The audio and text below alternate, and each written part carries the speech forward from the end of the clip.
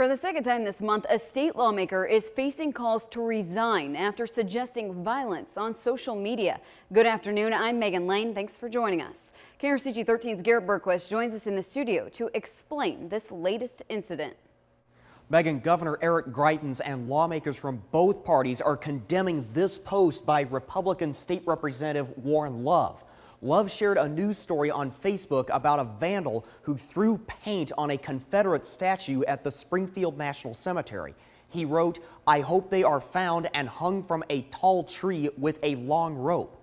The Missouri Legislative Black Caucus says Love's post calls to mind lynchings used to kill and intimidate African Americans. They wrote in part, "For an elected official to hope for a lynching as retribution for vandalizing a Confederate statue is wrong." Love apologized in a statement released this afternoon. He wrote, "I apologize for using inappropriate and offensive language to convey these thoughts and ask for the forgiveness of my colleagues, constituents, and all Missourians." Columbia College political science professor Terry Smith says we can expect more of this kind of rhetoric from our elected officials. I think we're in a period now of harsh political rhetoric, and because the country's so divided, I think we'll see more rather than less of this, especially if people keep pushing issues like the one that Representative Love, where it's entirely symbolic. Garrett, this is quite similar to another comment by a different state lawmaker just 2 weeks ago.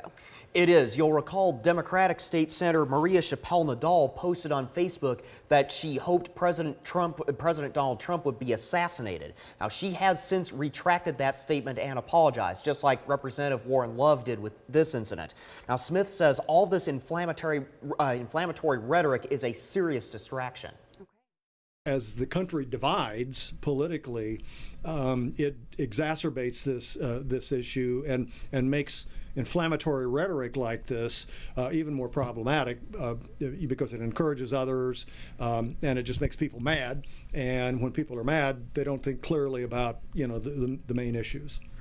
State Senate leaders have stripped Senator Chappelle-Nadal of her committee assignments and have threatened to expel her. House Speaker Todd Richardson has condemned Representative Love's comments, but so far there's no mention of any punishment for